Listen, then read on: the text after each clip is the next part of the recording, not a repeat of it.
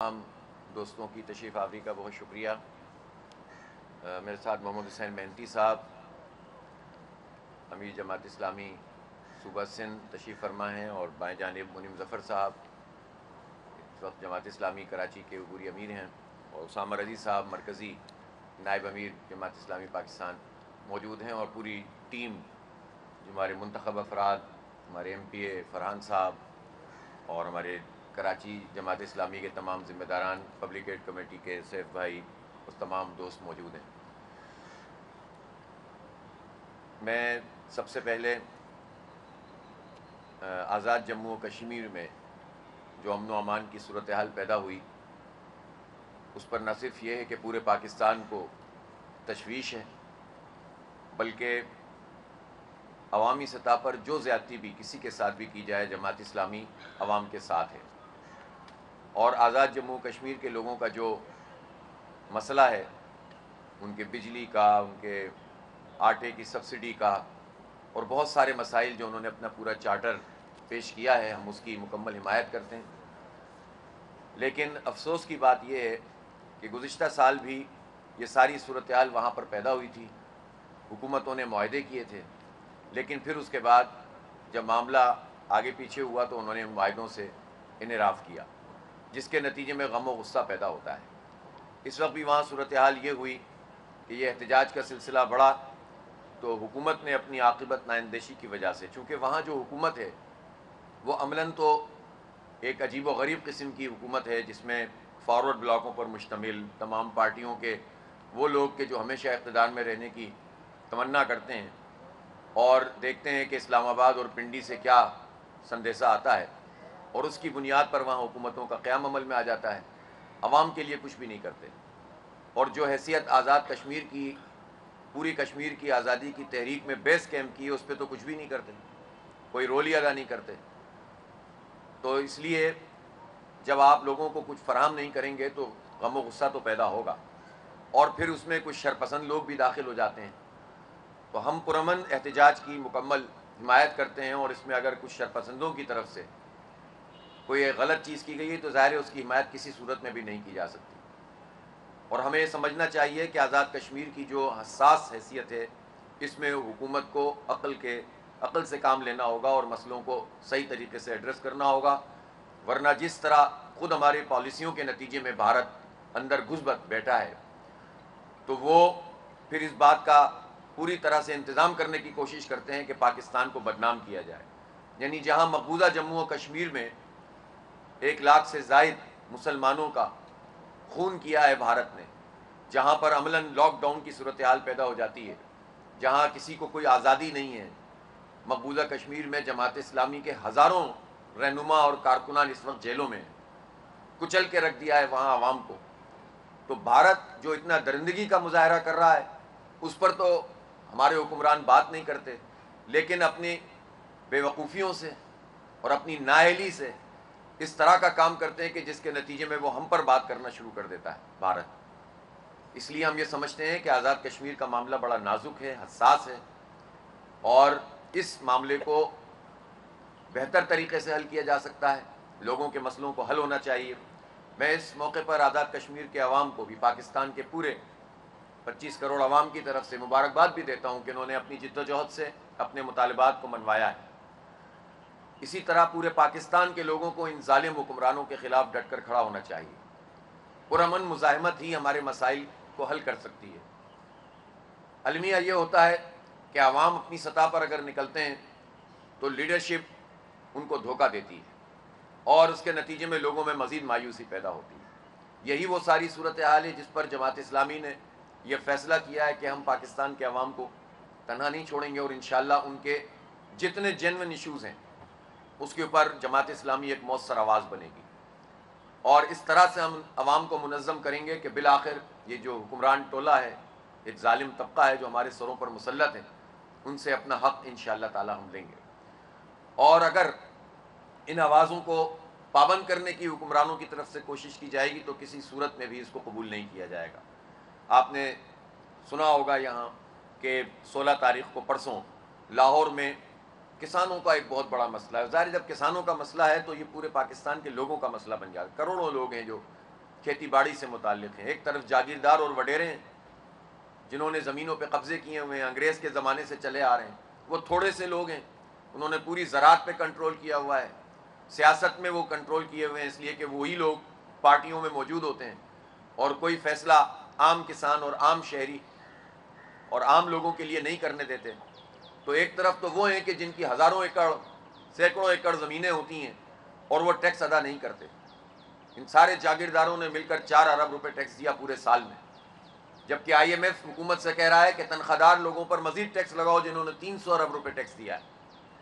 لیکن دوسری طرف چھوٹا کسان ہوتا ہے، 2 ایکڑ 5 ایکڑ 10 ایکڑ اس طرح کی زمینیں ان کے پاس ہوتی ہیں، کاشتکاروں کے پاس، اور ان کا سارا انحصار اس پر ہوتا ہے کہ جب وہ فصل لگائیں تو ان کو یوریا صحیح قیمت میں ملے، ان کو اور ادویات صحیح قیمت میں ملیں۔ پھر بہت بڑے پیمانے پہ جو بڑی فصلیں ہوتی ہیں، گندم ہے، چاول ہے، تو گندم میں خاص طور پر حکومت نے یہ وعدہ کیا کہ ہم ان سے خریدیں گے، لیکن پنجاب گورنمنٹ جو اس وقت بھتیجی صاحبہ پر مشتمل ہے، ظاہر چچا وزیر اعظم ہیں، بھتیجی وزیر اعلیٰ ہیں، اور میاں صاحب کے سمدھی اس وقت ڈپٹی پرائم منسٹر بھی بن گئے ہیں، اور مزید بھی کچھ عہدے ہوں گے جو خاندان کے مختلف لوگوں کے لیے اس وقت دیکھے جا رہے ہوں گے۔ تو فیملی انٹرپرائزز یہ لوگ ہیں، اور یہ فارم 47 کی بنیاد پر آ کر مسلط ہوئے ہیں، اور یہ کھلم کھلا انحراف کر رہے ہیں اپنے وعدوں سے، اور جو حکومت نے اعلان کیا اس سے وہ پیچھے ہٹ گئے ہیں، اور انہوں نے کہا ہے کہ اب ہم گندم نہیں خریدیں گے۔ ظاہر ہے اس پر غم و غصہ ہے۔ جماعت اسلامی نے یہ فیصلہ کیا ہے کہ انشاءاللہ 16 تاریخ کو ایک بہت بڑا مارچ ہوگا، احتجاجی مارچ، اور حکومت کو اپنا فیصلہ ہم جو ہے وہ صحیح فیصلہ کرنے پر مجبور کریں گے انشاءاللہ۔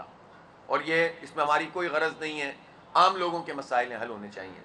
اسی طرح آپ نے دیکھا جب کراچی میں یہ حق دو کراچی کو تحریک، جس میں کراچی کے بنیادی مسائل پر جماعت اسلامی لوگوں کی آواز بنی، الحمدللہ لوگوں نے جماعت اسلامی پر اعتماد کیا ہے۔ بلدیاتی انتخاب میں جماعت اسلامی کراچی کی سب سے بڑی جماعت بن کر سامنے آئی، پھر جو عام انتخابات ہوئے اس میں بھرپور طریقے سے اس سے بھی زیادہ ووٹ دیے جماعت اسلامی کی، کراچی کے عوام نے پورا اعتماد کیا، اور اگرچہ کہ جماعت اسلامی کا میئر نہیں بننے دیا گیا، لیکن اس کے باوجود کراچی کے عوام جماعت اسلامی کے ساتھ کھڑے ہیں، اور جماعت اسلامی کراچی کے عوام کے ساتھ کھڑی ہے۔ اور میں اس موقع پر یہ بھی کہنا چاہتا ہوں کہ بعض لوگوں نے یہ سمجھا کہ شاید یہ کوئی تحریک کسی فرد کی تحریک ہے، اور حافظ نعیم الرحمان صاحب تو امیر پاکستان منتخب ہو گئے، اب کراچی کا کیا ہوگا؟ تو میں یہ بتا دینا چاہتا ہوں کہ جماعت اسلامی ایک آرگنائز پارٹی ہے، ایک منظم جماعت ہے، اس میں افراد کی حیثیت بہت ہوتی ہے اور ہونی بھی چاہیے، لیکن جماعت اسلامی ایک ادارہ ہے، ایک انسٹیٹیوشن ہے، جمہوری اقدار ہیں، یہ کوئی خاندان پہ نہیں چلتی، وصیت پہ نہیں چلتی، وراثت پہ نہیں چلتی، یہ اپنا پورا ایک ڈیموکریٹک انداز میں کام کرتی ہے، اور آج بھی جماعت اسلامی ہی کراچی کی سب سے منظم اور مؤثر آواز ہے، اور انشاءاللہ کراچی کی اب یہ آواز پورے پاکستان میں خود بھی اور پوری جماعت بھی لے کر چلے گی انشاءاللہ۔ کراچی کو ہم اس طرح سے تنہا نہیں چھوڑیں گے۔ کراچی کے جتنے لوگ ہیں یہاں، جس زبان کے بولنے والے ہیں، جس رنگ نسل سے تعلق، یہ منی پاکستان ہے، یہ پاکستان کو ریونیو دیتا ہے، یہاں پورٹ ہے، یہ پاکستان کو آدھا ٹیکس کراچی دیتا ہے، آدھا پورا ملک دیتا ہے، 42% انکم ٹیکس کراچی والوں نے جمع کرایا تھا۔ تو جب کراچی کی یہ حیثیت ہے کہ ریونیو اور ایکسپورٹ 54% یہاں سے ہوتی ہے، پورے پاکستان کی معیشت کا نثار اس شہر پر ہے، تو اس شہر کو ہم آئسولیٹ نہیں کر سکتے جس طرح ماضی میں کیا گیا ہے۔ انشاءاللہ جماعت اسلامی اس شہر کراچی کا مقدمہ پورے پاکستان میں لڑے گی، اور یہ جو آنرشپ نہیں لی جاتی، یہاں پارٹیاں کیا کرتی ہیں، اقتدار میں آ جاتی ہیں لیکن اون نہیں کرتی، ادارے اون نہیں کرتے، لوگ 3 سال کی جاب کے اوپر اپوائنٹمنٹ پہ آتے ہیں، مختلف اداروں میں آتے ہیں، جوڑ توڑ کرتے ہیں، فارم 47 پر مسلط کرتے ہیں، ہمیں چلے جاتے ہیں، اور بہت کچھ ان کو حاصل ہو جاتا ہوگا لیکن کراچی کو کچھ نہیں ملتا۔ تو یہ جو ایڈ ہاک سسٹم پر کراچی کو چلانے کا نظام ہے، اب یہ ختم ہونا چاہیے، اور کراچی کو اس کا حق ملنا چاہیے۔ یہ مردم شماری کا معاملے سے یہ آغاز کریں، کتنی بڑی زیادتی ہے کہ 3.5 کروڑ کی آبادی کا یہ شہر، اور جب میں جماعت اسلامی کے امیر کی حیثیت سے یہ بات کہتا ہوں کہ یہ کراچی کے ساتھ بہت بڑی زیادتی ہے۔ ہم نے wheat consumption, rice consumption, electricity bills, gas کے میٹرز، ہر لحاظ سے اس کو دیکھا ہے، یہ آبادی 3.5 کروڑ بنتی ہے، لیکن اس پر صوبائی حکومت نے، سب سے زیادہ پیپلز پارٹی کی حکومت نے زیادتی کی اور لوگوں کو کاؤنٹ نہیں کیا گیا۔ پھر وفاقی حکومت، اب تو ظاہر وفاق صوبہ سب ایک ہی ہیں، یہ تینوں پارٹیاں اس کی ذمہ دار ہیں، پاکستان پیپلز پارٹی، MQM اور نون لیگ، تینوں نے مل کر کراچی کی آبادی کو انڈر کاؤنٹ کیا اور پھر اس کو منظور کر کے اس کو نوٹیفائی کر دیا. اب صورتحال یہ تھی کہ اگر الیکشن میں نہیں جاتے تو لوگ کہتے ہیں آپ الیکشن آگے بڑھوانا چاہتے ہیں، لہٰذا یہ کڑوا گھونٹ پیا ہے. لیکن میں منیم ظفر صاحب سے ضرور کہنا چاہتا ہوں کہ مردم شماری کے اس معاملے کو آپ نظر انداز نہ کریں. اس پر آپ کا بہت بڑا انحصار ہے، آپ کی نمائندگی کا، آپ کے وسائل کا، آپ کے ایجوکیشن کا، آپ کے انفراسٹرکچر کا. تو ظاہر سی بات ہے کہ جب ان سب چیزوں کا انحصار ہے تو ہم اس کو ان لوگوں کے ہاتھ میں تو نہیں دے سکتے جنہوں نے جال سازی سے کراچی کی آبادی کم کی ہے. تو اس آبادی کو ٹھیک ہونا چاہیے اور سیف الدین ایڈوکیٹ صاحب اس پر خصوصی طور پر اس کیس کو پوری طرح سے تیاری کر کے فائل کریں، سپریم کورٹ میں جائیں اور کراچی کا یہ مقدمہ لڑیں. یہ بنیادی چیز ہے. پھر اس کے ساتھ ساتھ یہ جتنی بھی چیزیں ہیں جس کا تعلق لوگوں کے عام پانی کا K4 منصوبہ، آپ ٹریک ریکارڈ اٹھا کر دیکھیں، 1 سال پہلے، 2 سال پہلے، 4 سال پہلے 3-4 حکومتیں بدلیں یا آگے پیچھے ہوتی رہیں وفاقی. پہلے صوبے سے نہیں بنا، پھر وفاق کے لوگ کہتے رہے کہ ہم بنا دیں گے، لیکن کسی نے بھی K4 کے لیے پیسے نہیں دیے. 200 ارب روپے کا اعلان کرتے تھے اور 15 ارب روپے PSDP میں رکھتے تھے. یہی حال اس حکومت نے کیا. پھر PDM کی حکومت، اس سے پہلے PTI کی حکومت، اس سے پہلے، یعنی پیکیجز پہ پیکیجز آتے رہے لیکن K4 منصوبہ نہیں بنا. کراچی کی اونرشپ کوئی نہیں لیتا. یہ کتنے المیے کی بات ہے. لوگ ووٹ ڈالتے ہیں، نہیں ڈالتے تو ڈلوا دیتے ہیں یہ لوگ زبردستی، لیکن جن کو ڈالتے ہیں وہ بھی اون نہیں کرتے. بدقسمتی ہے. اور اس لیے آپ دیکھیں کہ اب گرمیاں بڑھ رہی ہیں اور پانی کا یہ بحران شدید ہوتا چلا جائے گا. اسی طرح سے یہاں سیوریج کا S3 منصوبہ نہیں بنا. تقریباً 8-10 دفعہ تو مجھے بالکل ایسے یاد ہے کہ انہوں نے سرکولر ریلوے کے افتتاح کیے ہیں. کبھی شیخ رشید صاحب آئے تھے، کبھی گیلانی صاحب آئے تھے، کبھی جو ہے وہ زرداری صاحب اعلان کر رہے ہوتے ہیں، کبھی مراد علی شاہ صاحب کر رہے ہوتے ہیں، کبھی جو ہے وہ وفاق سے نون لیگ کے لوگ آ کر شہباز شریف صاحب اعلان کرتے ہیں. 36 مرتبہ اعلانات اور کئی مرتبہ افتتاح کے باوجود سرکولر ریلوے نہیں بنا. ابھی یہ جو ریڈ لائن بن رہی ہے، اذیت بنی ہوئی ہے شہریوں کے لیے. تو نہ انفراسٹرکچر پر کوئی توجہ ہے، نہ ٹرانسپورٹ. اور ابھی شہباز شریف صاحب نے میرے خیال ہے 150 بسوں کا پھر اعلان کیا ہے. کتنا زبردست جو ہے وہ حاتم طائی کی قبر پہ لات مارتے ہیں یہ لوگ کہ جس شہر کو 15,000 بسوں کی ضرورت ہے، جو شہر پورے پاکستان کی معیشت چلاتا ہو، صرف پبلک کنزمپشن اور میڈیا کنزمپشن کے لیے آپ 150 بسوں کا اعلان کر کے چلے جائیں اور شادیانے بجائیں اس پر. تو یہ کوئی طریقہ نہیں ہے. یہ ماس ٹرانزٹ پروگرام ہے، یہ لائٹ ریل سسٹم ہے جو 4 کوریڈور کا، یہ ہونا چاہیے. اور اس پر اگر اب یعنی حد ہو گئی ہے نا نااہلی کی. لیکن جماعت اسلامی تو اب بھی پیشکش کرتی ہے کہ اگر آپ سے نہیں ہو رہا تو آپ بتائیں، بیٹھیں، بات کریں. لیکن کیا کریں کہ یہ جو حکومتیں ہیں یہ جس طرح سے کرپشن اور لوٹ مار میں لگی ہوئی ہیں، ان کے بس میں بھی نہیں ہے اور یہ کرنا بھی نہیں چاہتے. اس لیے کراچی کے یہ جنرل ایشوز ہیں جن کو اٹھنا چاہیے. ابھی افسوسناک کتنی بات ہے کہ میٹرک کے امتحان ہو رہے ہیں. مجھے سب ساتھیوں نے بتایا کہ 3,64,000 بچے پیپر دے رہے ہیں. 40%، 500 میں سے 40%، ابھی 200 تو ہو گئے نا. 200 اسٹیشنز وہ ہیں جو اپنا سینٹرز وہ ہیں کہ یا تو وہ بک گئے یا ان میں کوئی بنیادی سہولت موجود نہیں ہے. ہم نے تصویریں دیکھی کہ بچے زمین پہ بیٹھ کر پیپر دے رہے ہیں. لائٹ نہیں ہوتی، لوڈ شیڈنگ کے الیکٹرک کر رہا ہے. کوئی پوچھنے والا، کوئی اتھارٹی پاکستان میں ہے جو کہ الیکٹرک کی اس مافیا سے کہے کہ بھائی سینٹر میں تو کم از کم لائٹ کا اہتمام کر دو، سارا کمپیوٹرائز سسٹم ہے. کوئی پوچھنے والا نہیں ہے. لیکن 18 روپے اضافہ کرنے کے لیے 7 مہینوں کے فیول ایڈجسٹمنٹ چارجز کے لیے وہ نیپرا میں چلے گئے اور ان کو مل بھی جائیں گے. اس لیے کہ نیپرا کا، کہ الیکٹرک کا اور حکومت کا ایک شیطانی قسم کا اتحاد ہوتا ہے ہمیشہ، اور انہیں عوام کی پرواہ نہیں ہے. میں کتنی مرتبہ ہم یہ مطالبہ کر چکے ہیں کہ پاکستان میں جب یہ سرکولر ڈیٹ کی وجہ سے اور یہ IPPs کے معاہدوں کی وجہ سے جب اضافی بجلی کے پیسے پاکستان کی قوم دے رہی ہے تو پھر کہ الیکٹرک مہنگی بجلی کیوں بنا رہا ہے؟ اس کو کیوں دیا ہوا ہے یہ لائسنس؟ اور نیشنل گرڈ سے کراچی کو بجلی دے دیں جو آلریڈی ہمارے پاس موجود ہے، جس کے پیسے پاکستانی قوم دے رہی ہے. تو آپ اس کو، جو اس کی جنریشن ہے، اگر اس کو مل جائے جو آلریڈی بجلی ہمارے پاس موجود ہے تو یہ تو نکلیں گے نا ایک طرف. یہ بوجھ تو فیول ایڈجسٹمنٹ چارجز کا کراچی کے عوام پہ نہیں پڑے گا، اور اس سے جو صنعتوں پہ بوجھ پڑتا ہے، اس سے جو مجموعی طور پر پریشانی ہوتی ہے. پھر اس کے بعد ٹرانسمیشن اور ڈسٹریبیوشن کے لیے کتنی مرتبہ ہم نے کہا کہ اس میں مونوپلائز سسٹم ختم کیا جائے، لیکن چونکہ پہلے سے چیزیں طے ہوتی ہیں تو یہ لوگ مل کر کرپشن کرتے ہیں اور مافیاز کو ہم پر مسلط کر دیتے ہیں.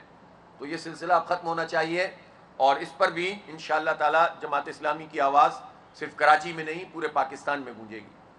محمد حسین مہنتی صاحب تشریف فرمائیں. اس وقت صوبہ سندھ میں بدامنی کی جو صورتحال ہے، آپ نے وہ بچے کی ویڈیو دیکھی ہوگی جس کو زنجیروں سے باندھا گیا تھا. آپ تصور تو کریں ان ظالموں، کہاں ہے حکومت؟ 16واں سال میں ہے اس وقت، لگاتار پیپلز پارٹی کی حکومت ہے. مجھے بتائیں نا کہ کیسے ممکن ہے کہ ان کچے کے علاقوں میں جن بھاری جو یہ وہ اسلحہ ہوتا ہے، یہ آیا کہاں سے؟ یہ الاؤ کس نے کیا؟ یہ سارے ادارے بتائیں یہ پہنچا کیسے؟ اور پھر اس کے بعد وہاں پر انہوں نے پوری اپنی عملداری قائم کی ہوئی ہے. جو لوگ بھی سندھ کے پورے اس نظام کو جانتے ہیں وہ کیا نہیں سمجھتے کہ بڑے بڑے سرداروں اور وڈیروں کی مرضی کے بغیر یہ کام نہیں ہو سکتا؟ اور جب وہ سردار اور وڈیرے حکومتوں میں شامل ہوں، ان کا اثر و رسوخ ہو، تو پھر آپریشن کیسے ہوگا؟ کبھی کہتے ہیں کہ آرمی اور رینجرز اور پولیس مل کر آپریشن کرے گی، کبھی کہتے ہیں کہ سندھ پولیس اور پنجاب پولیس مل کر آپریشن کرے گی، لیکن عملاً تو لوگوں کے ساتھ یہ صورتحال ہے کہ موٹر وے، عام سڑک تو چھوڑ دیں، موٹر وے پہ مغرب کے بعد لوگ سکھر سے آگے سفر نہیں کر رہے.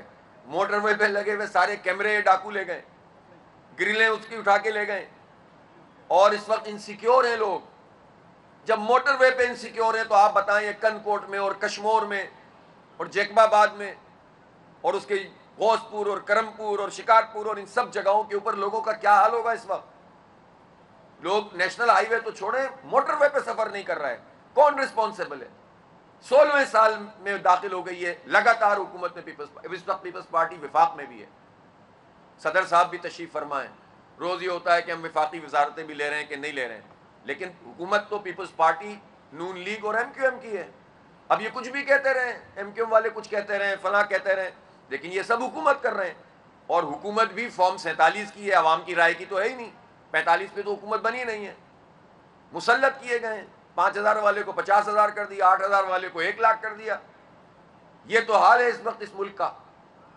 تو یہ ان کی ملی بھگت کے بغیر ڈاکو طاقتور نہیں بن سکتے. تو اس وقت جو اتنا پریشان ہے اس وقت سندھ کے لوگ، اور سفر کرنے والے پورے پاکستان کے لوگ جو وہاں سے سفر کرتے ہیں، آپ یہ دیکھیں کہ ہندو برادری کے لوگوں کو یہ خاص طور پر اغوا کرتے ہیں، اور اس لیے کرتے ہیں کہ وہاں کیونکہ تاجر طبقہ بڑی تعداد میں اس برادری سے تعلق رکھتا ہے تو زیادہ پیسے ملیں گے. آپ کیا میسج دینا چاہتے ہیں پوری دنیا کو؟ ویسے تو آپ مائنورٹیز کا پہاڑا پڑھتے ہیں اپنے خاص ایجنڈے کے لیے، کرتے کراتے تو آپ مائنورٹیز کے لیے کچھ بھی نہیں ہے. اور دوسری طرف جب مائنورٹیز کے لوگوں کے ساتھ یہ سلوک ہو رہا ہو تو حکومت کچھ تماشا دیکھ رہی ہوتی ہے. اس لیے یہ کچے کے ڈاکو اور پکے کے ڈاکو ایک اشتراک ہے جو مسلط ہے اس وقت پورے ملک کے اوپر. اور آپ کراچی میں بھی اسٹریٹ کرائم کا جو حال ہے وہ کسی سے چھپا ہوا ہے. ہزاروں وارداتیں ہو رہی ہیں ہر مہینے میں. کتنے لوگ قتل ہو چکے ہیں چند مہینوں میں؟ میرے خیال ہے 30 تک کے قریب اس سال میں لوگ صرف اسٹریٹ کرائم میں قتل ہو چکے ہیں کراچی. کوئی پوچھنے والا نہیں. 70 ہو گئے ہیں یہ جو مئی تک میں 70 افراد صرف چیزیں چھینتے ہوئے قتل ہو گئے. آپ اندازہ تو لگائیں، باقی تو جو حال ہے وہ ہے. تو اس لیے ان ساری صورتحال پر کراچی کی اس آواز کو پورے پاکستان میں گونجنا چاہیے، اور پاکستان کے لوگوں کے جو بنیادی مسائل ہیں ان سب کا حل ہونا چاہیے. میں اس موقع پہ یہ ضرور کہنا چاہتا ہوں کہ بنیادی مسئلہ یہ ہے کہ پاکستان میں عوام کی رائے کے مطابق حکومت نہیں بنی ہے. اور یہ جو پری پول انجینئرنگ پہلے ہم سنتے تھے، ڈیورنگ پول انجینئرنگ سنتے تھے، پھر پوسٹ پول سنتے تھے، اب انہوں نے کہا کہ یار یہ سب چیزیں تو ہم کرتے ہی ہیں، یہ بھی چلیں گی، لیکن ایک انجینئرنگ کر لو کہ جو بھی لوگوں نے رائے دی ہو وہ ایک طرف کر دو، اور جب فارم 47 جاری کرو تو اپنی مرضی کا کر دو اور اس پر حکومت بنا لو. تو یہ جو ایڈوانس انجینئرنگ ہے جو اس وقت کی گئی ہے، میں سمجھتا ہوں یہ زہر قاتل ہے ملک کے لیے. یہ عوامی رائے پر ڈاکہ مارنا، یہ جمہوریت کو کچلنا، یہ عوام کی رائے پر شبخون مارنا، اس سے پاکستان آگے نہیں بڑھ سکتا. یہ جتنے بھی دعوے کریں، مصنوعی قسم کے بیانات دیں، سعودی عرب کے چند لوگوں کو بلائیں، تقریر کریں اور بھیج دیں، اور پھر کہیں کہ اب $30 بلین آ رہے ہیں، پہلے اعلان کیا تھا $25 بلین آ جائیں گے. یہ اعلانات سے کچھ نہیں ہوگا. پاکستان کے عوام کو اعتماد اگر دینا ہے تو تو ایک ہی راستہ ہے کہ سب اپنی اپنی آئینی پوزیشن پہ واپس جائیں، جو غلطیاں ہو گئی ہیں اس سے پیچھے ہٹیں اور پھر بیٹھ کر بات کریں. تو اس طرح یہ مسئلہ حل ہو سکتا ہے. اور میں ابھی بھی منتظر ہوں کہ چیف جسٹس آف پاکستان کیا اب بھی سو موٹو ایکشن نہیں لیں گے؟ کیا ان کو نہیں معلوم کہ پاکستان میں انتخاب کیسا ہوا ہے؟ کیا وہ نہیں جانتے کہ فارم 45 ابھی بھی وہ بنیادی ڈاکومنٹ ہے جس کی بنیاد پر اگر فیصلہ ہو جائے تو جینون رائے 70-80% تک پاکستان میں آ جائے گی؟ لیکن اگر وہ اب بھی یہ فیصلہ نہیں کر رہے، سو موٹو نہیں لے رہے، تو اس کا مطلب یہ ہے کہ اس پورے عمل میں ان کا کردار بھی پھر مشکوک ہی قرار دیا جائے گا. اور یہ المیہ ہے بہت بڑا.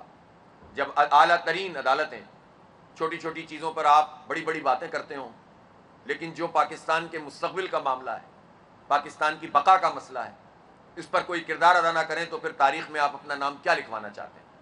اس لیے لوگ اب بھی منتظر ہیں. ایسا نہ ہو کہ یہ لاوا جگہ جگہ پھٹنے لگے جو آزاد کشمیر میں لوگوں کا رد عمل سامنے آیا ہے. اور جب یہ عام لوگ نکلتے ہیں اور کوئی ان کی لیڈرشپ نہیں ہوتی تو اس کے نتیجے میں پھر افراتفری ہوتی ہے، کیوس ہوتا ہے، اس سے ملک کو فائدہ نہیں ہوتا. پھر ایسی قوتیں جو ملک دشمن قوتیں ہوتی ہیں، تالے آزما قوتیں ہوتی ہیں، اس کیوس کا فائدہ اٹھاتی ہیں. تو حالات اس جگہ پہ نہ پہنچیں کہ لوگ قانون کو اپنے ہاتھ میں لینا شروع کر دیں. اس سے پہلے ہوش کے ناخن لیں اور جو ادارے جتنے ذمہ دار ہیں ان کو اپنا کردار ادا کرنا چاہیے. جن کا جتنا اختیار ہے آئین پر عمل کرنا ان کی سب سے زیادہ ذمہ داری بھی ہے. آپ کہتے ہیں کہ جناب بلوچ آئین کو مانیں، آپ کہتے ہیں کہ جناب وہ یہ جو افغانستان یہ وزیرستان کے لوگ ہیں یہ آئین کو تسلیم کریں. آپ ان سے آئین پر عمل درآمد کی تلقین کرتے ہیں، لیکن جن کے پاس پوری آئین کے جو کسٹوڈین ہونے چاہیے، محافظ ہونے چاہیے، جن کو آئین پر سب سے زیادہ عمل کرنا چاہیے، کوئی ایک ادارہ نہیں ہے. ظاہر ہے کہ جب ہم ریاست کی بات کرتے ہیں تو ریاست کا مطلب صرف فوج نہیں ہوتا. ریاست کا مطلب فوج ہے، ریاست کا مطلب عدلیہ ہے، ریاست کا مطلب مقننہ ہے، ریاست کا مطلب سول بیوروکریسی ہے، تو سیاستدان ہے. یہ سب مل کر ریاست بنتے ہیں. اب تو خواہ میں ریاست کا مطلب لوگوں نے اپنے طور پر لے لیا تو سارا. تو بات یہ ہے کہ ان سب لوگ مل کر اگر آئین کی خلاف ورزی کر رہے ہوں، فارم 47 پر لوگوں کو مسلط کر رہے ہوں، تو آپ توقع کریں دوسرے لوگوں سے، اور جو سب سے زیادہ ذمہ دار ہیں وہ خود اس کو پامال کریں تو کیسے کام چلے گا؟ سب کو اپنی آئینی پوزیشن پہ واپس آنا پڑے گا. میں ایک مرتبہ پھر یہ اس بات کا اعادہ کرتا ہوں کہ جماعت اسلامی عوام کے ان تمام ایشوز کو اور ملک کی سالمیت کے تمام چیزوں کو ساتھ لے کر ایک نیشنل ایجنڈا بنا کر انشاءاللہ ایک بڑی ماس موبلائزیشن آلریڈی ہم نے شروع کر دی ہے، لیکن 25 تاریخ کو ہماری شورا کا اجلاس ہے اور اس کے بعد ہم اس ایجنڈے کے ساتھ پورے ملک میں ایک بڑے پیمانے پر ماس موبلائزیشن کریں گے. اور اللہ نے چاہا تو یہ مایوس لوگ ان کو امید ملے گی. یہ جو مایوسیاں ہیں نوجوانوں کی، یہ پاکستان کے لیے بہت نقصان دہ ہیں. ہمیں ان نوجوانوں کو امید سے ہمکنار کرنا ہے، اور جماعت اسلامی اپنے طور پر جو بھی خدمات انجام دے رہی ہے اس میں بھی اضافہ کریں گے. اور مستقبل میں ہم ایک تعلیمی انقلاب کے طور پر بھی جو ہم سے ہو سکے گا وہ بنو قابل پروجیکٹ کے ذریعے سے انشاءاللہ پورے پاکستان میں، جس طرح کراچی میں شاندار طریقے سے چلا ہے، پورے پاکستان میں اس کو لانچ کرنے جا رہے ہیں. بہت بہت شکریہ. حافظ صاحب یہ بتا دیں کہ ماشاءاللہ آپ امیر جماعت اسلامی پاکستان ہیں. جماعت اسلامی عوامی مسائل پر ماضی میں حافظ قاضی حسین احمد صاحب کے دور میں دیکھیں یا اس کے علاوہ بھی بہت سارے ادوار گزرے ہیں. تو ان ادوار میں جماعت اسلامی نے عوامی مسائل پر بہت بڑی جدوجہد کی، ایک بڑی طویل تاریخ ہے. تو آپ اپنے جماعت اسلامی کو وہ پرانا عروج دلانے کے لیے آپ کا ویژن کیا ہے اور کب باہر نکلیں گے اور کس طرح نکلیں گے؟ اب وہی کراچی والی جو صورتحال ہے، اب وہ پورے پاکستان کے مسائل جن کا آپ نے ذکر کیا کراچی سے لے کے کشمیر تک، تو اس کے لیے کوئی مطلب کیا آپ کے ویژن کیا ہے آپ کا؟ نہیں، ویژن بالکل واضح ہے کہ یہ ایک ہوتی ہے عوام کی خدمت کی سیاست، عوام کے مسائل کو اجاگر کر کے ان کو حل کرنے کے لیے پازیٹیو رول ادا کرنا اور عوام کو موبلائز کر کے پرامن سیاسی مزاحمت پر قائل کرنا. ہم اس سیاست کے قائل ہیں، ہم اس سیاست بازی کے قائل نہیں ہیں جو ہماری پارٹیاں کرتی ہیں. ہم جینون طریقے سے ان تمام ایشوز کو آئیڈینٹیفائی بھی کر رہے ہیں اور اس پر ایک ایجنڈا بھی بنائیں گے پورے قوم کا، اس کا سلوشن بھی پیش کریں گے کہ یہ کام ایسے ہو سکتا ہے. لیکن سلوشن پیش کر کے گھر نہیں بیٹھنا، بلکہ پہلے بھی میدان میں ہیں اور زیادہ قوت سے میدان میں نکلیں گے. اور میں نے تو آپ کو بتایا ہے کہ اس وقت جب آپ کے الیکٹرک کے خلاف یہاں پر اتنے احتجاجی مظاہرے ہو رہے ہیں تو بالکل اسی وقت جو ہے ہم لاہور میں پرسوں سے کسانوں کا بہت بڑا مسئلہ ہے. ابھی سندھ کے کسان بھی ابھی یہاں کٹائی تھوڑی سی دیر سے ہوتی ہے نا, تو ہے یہاں بھی نہیں لے رہے ہیں نا, اور آڑتی بیچ میں آئے ہوئے ہیں. تو چھوٹا کسان تو ہر جگہ, ہاری تو ہر جگہ پریشان ہے نا. تو ان کی آواز کون بنے گا؟ ان کو تو آج تک کسی نے پوچھا ہی نہیں. لوگ تو جاگیرداروں کے مفاد میں فیصلے کرتے ہیں, ہاریوں اور کسانوں کے مفاد میں تو نہیں کرتے. تو جماعت اسلامی ان کی آواز بنے گی انشاءاللہ, اور بن رہی ہے. اور اسی طرح سے جتنے ایشوز ہیں ان سب وہ ہمارے ایشو ہیں. کسی پارٹی یعنی وہ پاکستان کے عوام کے مسئلے ہمارے, اس لیے کہ ہم عوام میں ہیں. آپ سب جانتے ہیں کہ جماعت اسلامی کی پوری لیڈرشپ عام لوگوں پر مشتمل ہے, اس لیے کہ جماعت اسلامی میں ڈیموکریسی ہے. یہاں پر صرف جاگیردار, وڈیرے, سرمایہ دار ہی مسلط نہیں ہوتے, خاندان کے لوگ ہی پارٹیوں کے سربراہ نہیں ہوتے, بلکہ ہر کوئی آگے بڑھ سکتا ہے. تو جو عوام کی پارٹی ہے اس کو عوام کے مسئلوں کا پتہ ہے, چونکہ ہم خود ایکسپیرینس کرتے ہیں, ہمیں معلوم ہے کہ عوام کس طرح جیتے ہیں. تو اللہ نے چاہا تو یہ تحریک پورے پاکستان میں ایک منظم, مؤثر اور نتیجہ خیز تحریک ثابت ہوگی. میرا سوال یہ ہے آپ سے کہ آپ کی ملاقات ہوئی تھی پی ٹی آئی والوں سے, میں بات یہ ہے کہ جو فارم 47 کی بات ہو رہی ہے, ہم نے دیکھا ہے کہ جن کو اس کے اوپر اعتراض ہے ان کو احتجاج سے روکا جا رہا ہے. بہت ساری رکاوٹیں ہیں, بالخصوص ہم نے دیکھا کراچی میں بھی کسی کو جلسے کی اجازت نہیں دی جا رہی, لیکن ایک جماعت نے کیا بھی یہاں پر جلسہ زبردستی. آپ کیا سمجھتے ہیں کہ پورے ملک میں جو اجازت نہیں مل رہی اس کو آپ کس طرح دیکھ رہے ہیں؟ دوسرا سوال میرا یہ ہے کہ آپ نے ریاست کی بات کی, اور ریاست میں آج کل سب سے بڑی بات جو چل رہی ہے وہ معافی کی چل رہی ہے. آپ کیا سمجھتے ہیں کہ کس کو معافی مانگنی چاہیے؟ اچھا دیکھیں, یہ تو کسی کا جلسہ روکنا تو کسی صورت میں بھی قابل قبول نہیں ہو سکتا, اور اب تو ہائی کورٹ نے بھی فیصلہ کر دیا نا 10 دن کے اندر جواب دیں کہ وہ جواب دیں. بہرحال وہ ہائی کورٹ نے کیا ہو نہ کیا ہو, کسی حکومت کو یہ اختیار حاصل نہیں ہے کہ کسی بھی پارٹی کا کوئی پرامن جلسہ ہو رہا ہے تو آپ اس کو روکیں. تو یہ تو فسطائیت ہے, آمریت ہے, ہم قبول ہی نہیں کر سکتے. اور اجازت ملنی چاہیے جو تحفظ آئین پاکستان کا جو پلیٹ فارم ہے اس سے جو یہ جلسہ کرنا چاہتے ہیں یا پی ٹی آئی کے لوگ کرنا چاہتے ہیں, تو یہ تو قابل قبول نہیں ہو سکتا. خود جماعت اسلامی کے ایک پروگرام کو انہوں نے روکنے کی کوشش کی تھی اور اس کو ری شیڈول پھر کیا تھا تاکہ حالات نہ بگڑیں. لیکن اب جماعت اسلامی بھی کوئی بھی پروگرام کرے, کہیں پر بھی کرے, یا کوئی پارٹی بھی کرے, حکومتی پارٹیاں کریں, ہمیں تو کوئی اعتراض نہیں ہے. ایک طریقہ کار ہوتا ہے پرامن طریقے سے, تو جو جمہوریت پر اس طرح سے شب خون مارنا کہ آواز ہی بند کر دیں تو قابل قبول نہیں ہے. اور ابھی تو آپ یہ تو چھوڑیں, یہ دیکھیں کہ اسلام آباد میں اسلامی جمعیت طلبہ کا غزہ کے حوالے سے پروگرام ہو رہا تھا, اس کو انہوں نے روکا, اس پر انہوں نے شیلنگ کی, اس میں گرفتار, ڈنڈے بازی کی اور روکنے کی کوشش کی, پھر انہوں نے دھرنا دیا, احتجاج کیا. تو یہ تو کوئی طریقہ ہی نہیں ہے کہ آپ اتنی اہم, پوری دنیا میں احتجاج ہو رہا ہے, پوری دنیا میں اسٹوڈنٹس نکلے ہوئے ہیں, غزہ کے لوگوں کی آواز بن رہے ہیں. اور آپ کو میں یہ بھی کہنا چاہتا ہوں کہ چونکہ آج بہت اسپیسیفک چیزوں پر بات کرنی تھی, ہم نے 19 تاریخ کو پشاور میں ایک بہت بڑا غزہ ملین مارچ رکھا ہے, اور وہیں پر میں آگے کا بھی لائحہ عمل کا اعلان کروں گا. ہم دونوں چیزوں کو ساتھ لے کر چلیں گے, پاکستان کے عوام کے ایشوز بھی, اور فلسطین کا یہ مسئلہ جو اس وقت پوری دنیا کا سب سے بڑا مسئلہ ہے. ایک انسانی المیہ ہے کہ وہاں پر رفح پر اس وقت اسرائیل اٹیک کر رہا ہے بار بار, اور 6 دن ہو گئے انہوں نے جو خوراک پہنچ رہی تھی اور جو ادویات پہنچ رہی تھی وہ روکی ہوئی ہیں. اتنا بڑا انسانی المیہ ہے, اور اس پر وہ مؤثر آواز پوری دنیا سے سامنے نہیں آ رہی حکمرانوں کی طرف سے. تو ہم یہ دونوں چیزیں ساتھ لے کر چل رہے ہیں, اور ہم اس احتجاج کو بھی انشاءاللہ, یہ ظاہر ہمارے ایمان کا معاملہ بھی ہے, اس سے ہم پیچھے نہیں ہٹ سکتے, تو ہم 19 تاریخ کو وہاں پر مزید بھی اعلان کریں گے. لیکن یہ ہے صورتحال, تو کسی کو بھی نہیں روکا جا سکتا. نہیں, معافی ہر اس شخص کو مانگنی چاہیے جس نے آئین توڑا ہے.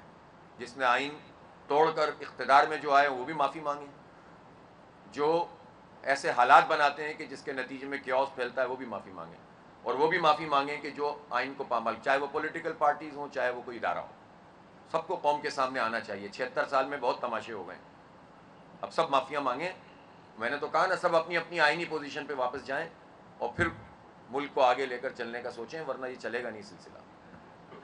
حافظ صاحب, آپ نے جو ہے وہ کراچی کے ایشوز پہ آپ کی سربراہی میں بڑی توانا آواز اٹھی, کراچی کے ایشوز ہائی لائٹ ہوئے جماعت اسلامی کی طرف سے, بلدیاتی انتخابات ہوں چاہے وہ جنرل الیکشن, اور لیکن اس حوالے سے آپ نے ابھی چیف جسٹس سے سو موٹو نوٹس لینے کو کہا, جعلی انتخابات जो भी हैं उस हवाले से, इससे पहले भी आप ये बात कर चुके हैं बारहा दफा। आप क्या समझते हैं कि चीज़ें कहाँ अटकी हुई हैं कि जो इतने हसास मामले पर जो है वो चीफ जस्टिस और बाकी जो रियासत के इदारे हैं वो इस चीज़ को नोटिस भी नहीं ले रहा है, बार बार आपके इस मुतालबे को नोटिस भी नहीं लिया जा रहा, तो आप क्या समझते हैं कहाँ पे रुकावट?